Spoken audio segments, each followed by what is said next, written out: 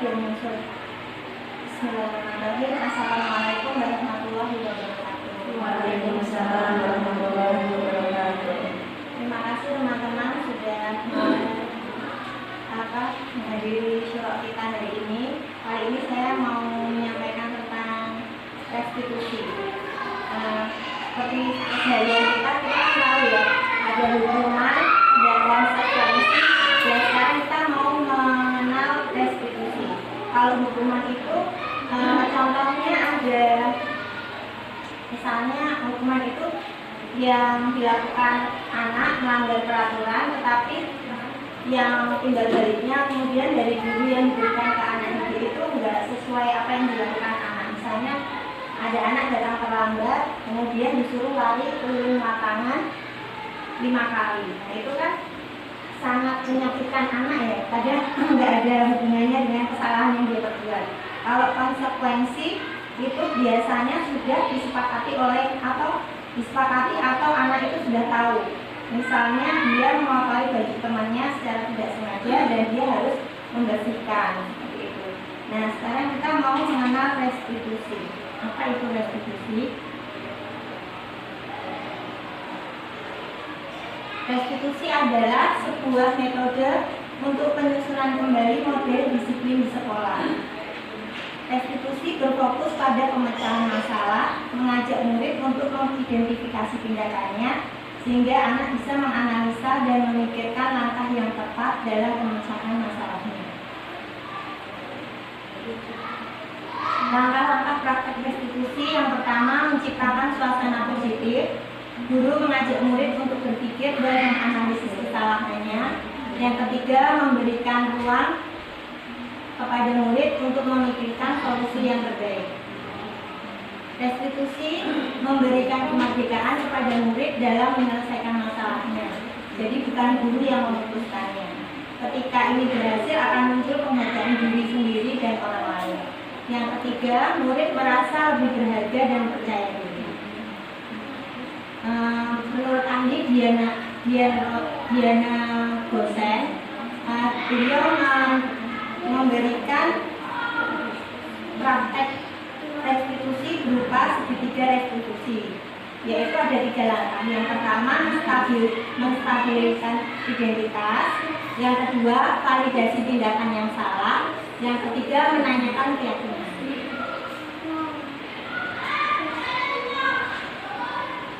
Nah teman-teman, sekarang kita lihat tonton film berikut ya.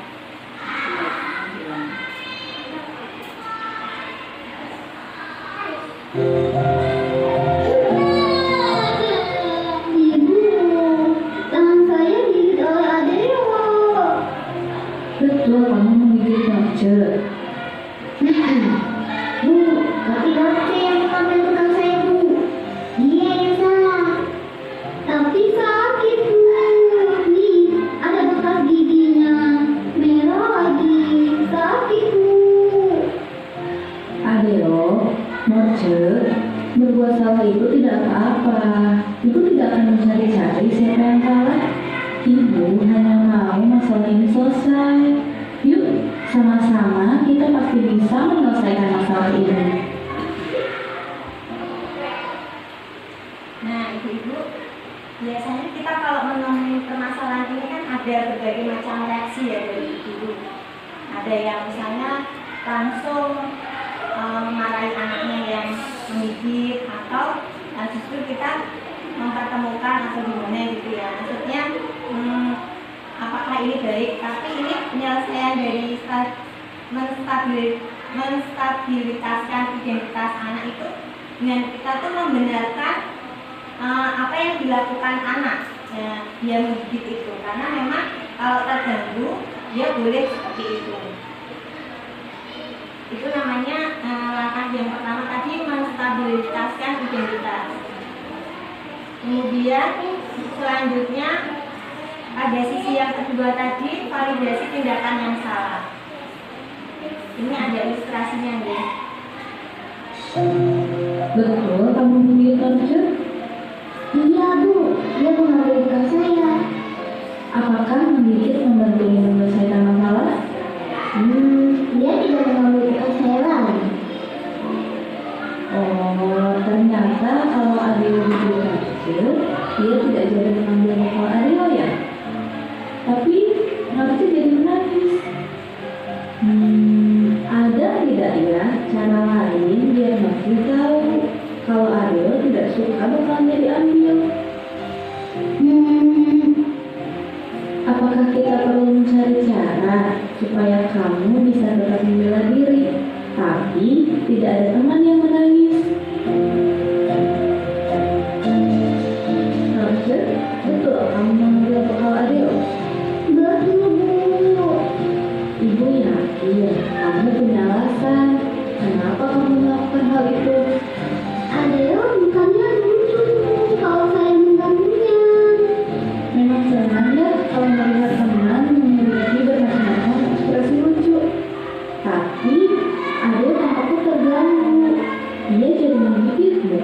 Apakah kamu mau membuat orang lain terganggu dan jadi melakukan hal buruk? Nah, dulu untuk validasi tindakan yang salah ini, masing-masing anak melakukan tindakan itu ada alasannya. Seperti Narce, kenapa dia mengambil bekalnya Adeo? Karena dia kebutuhan dasar manusia itu yang punya Narce itu ada yang belum terpenuhi, yaitu kebutuhan kesenangan. Dia tuh senang kalau melihat ekspresi temannya itu lucu kan. Nah, sedangkan yang ini dia menggigit dengan cara menggigit supaya Narce tidak mengulangi perbuatannya lagi. Kemudian untuk sisi langkah yang ketiga, terakhir menanyakan keyakinan.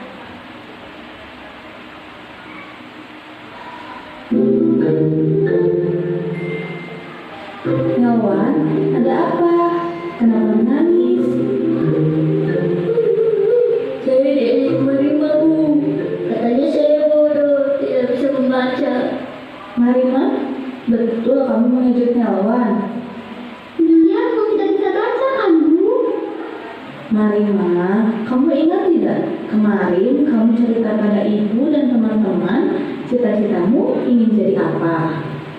Jadi polisi, Bu. Keren. Kamu mau ingatkan ibu lagi? Kenapa kamu ingin jadi polisi? Karena bisa menangkap penjahat, bisa melindungi semua orang. Menurutmu, apakah mengejek Nelwan membuat Nelwan merasa terlindungi? Tidak, Bu. Dia nangis. Betul. Lalu, harus bagaimana ya supaya Nelwan merasa terlindungi?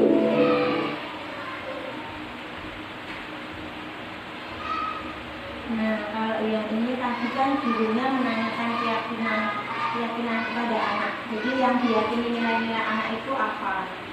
Kalau anak yang tadi kan mengidolakan dia itu cita-citanya polisi. Jadi diarahkan ke gurunya ke sosok polisi. Polisi itu melindungi. Apakah dia ditanya apa? Polisi itu kalau melindungi sifatnya seperti itu. Jadi mungkin dari kita restitusi itu butuh proses ya, kita perlu latihan juga untuk keseharian. Selama ini apakah kita itu melakukan itu tanpa disadari atau tidak disadari? Teman-teman, sebagai guru kita tuh sebenarnya ada teori posisi kontrol ada 5. Pemberi hukuman yang memberikan hukuman tadi seperti misalnya zaman dulu kita ada anak yang melakukan pelanggaran, kita disetrap gitu ya, ada posisi setrap. Terus atau sebagai teman, kita sebagai teman itu kita misalnya ke anak itu, ayolah bantulah ibu, kamu jangan seperti ini, kamu harusnya kan seperti ini gitu. Itu sebagai teman. Atau memberi rasa bersalah, misalnya ada anak yang melakukan pelanggaran, kita tuh pura-puranya sedih, namanya kita sedih gitu ya. Terus nanti anak tanya, Bu Guru kenapa? Bu Guru sedih ya? Iya soalnya kamu nggak kasih. Nah, itu nanti di dalam diri anak itu dia akan merasa bersalah gitu. Oh iya, aku harusnya nggak melakukan ini ya gitu. Tapi posisi yang tepat seperti yang dilakukan Bu Guru yang ilustrasi tadi yang melakukan praktek restitusi itu adalah posisi manajer. Jadi dia memotivasi anak, membimbing anak untuk mengevaluasi tindakannya, apa yang dia lakukan tadi, kesalahannya di mana, kemudian dia menyelesaikan masalahnya, mencari solusi. Seperti itu, Ibu. Terima kasih waktunya. Apakah ada pertanyaan?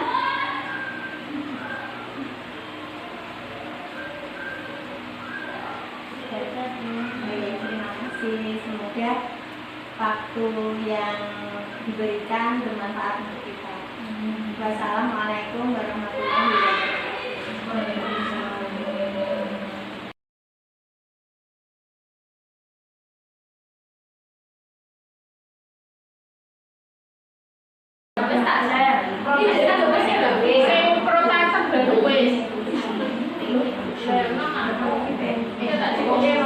Ora sing terakhir kuwi lho, sing mbok print apa-apa kae.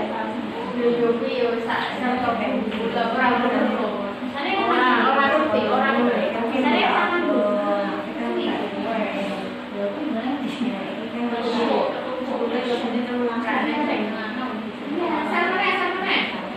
Ya sampe wae.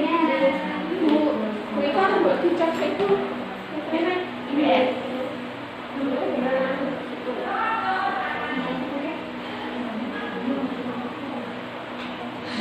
Tiga menit kasih tahu.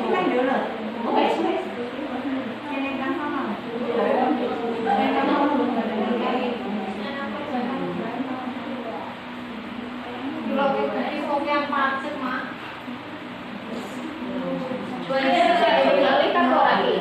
Apa? Ini soalnya tak sambut dia guys. Ini ya tapi lulus. Iya. Nanti ngeklik aja.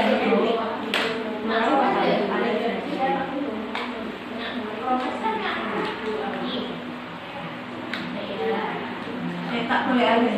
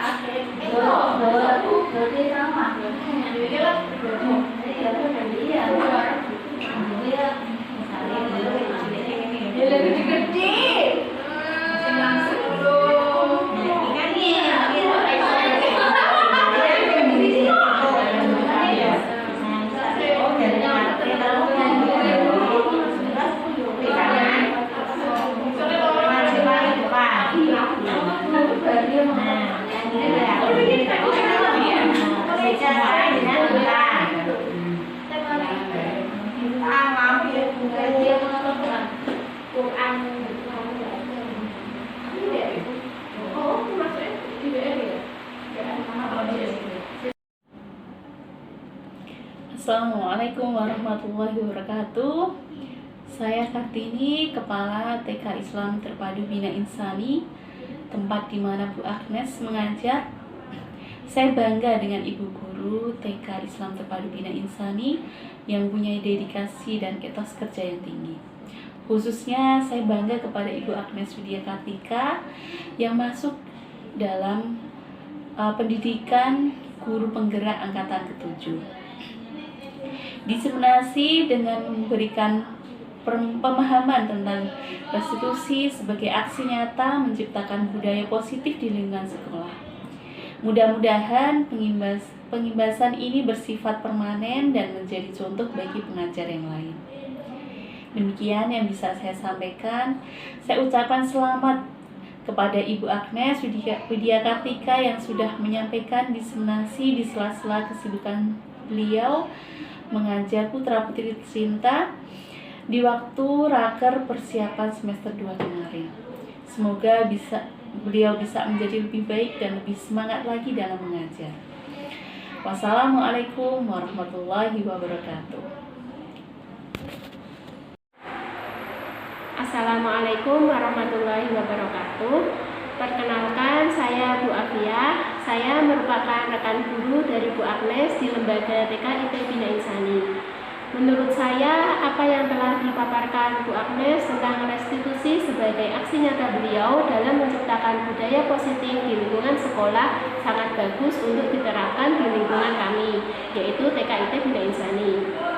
Di mana ketika terjadi pelanggaran terhadap keyakinan kelas yang sudah dibuat dan disepakati bersama, tidak memberikan hukuman bagi anak. Tanpa adanya tekanan dan kekerasan, restitusi merupakan solusi terbaik. Guru dapat membimbing anak didik, mengevaluasi dirinya, dan menanyakan keyakinan kelas apa yang sudah dia langgar, sehingga anak mampu menyelesaikan masalahnya sendiri. Diharapkan memang guru banyak belajar dan sering mengimplementasikan restitusi ini, sehingga budaya positif akan menjadi karakter siswa dalam keseharian karena adanya faktor intrinsik. Demikian yang dapat saya sampaikan. Barakallah kepada Ustazah Agnes yang sudah memberikan pemahaman kepada kami semua. Tetap semangat dan salam guru paut hebat. Wassalamualaikum warahmatullahi wabarakatuh.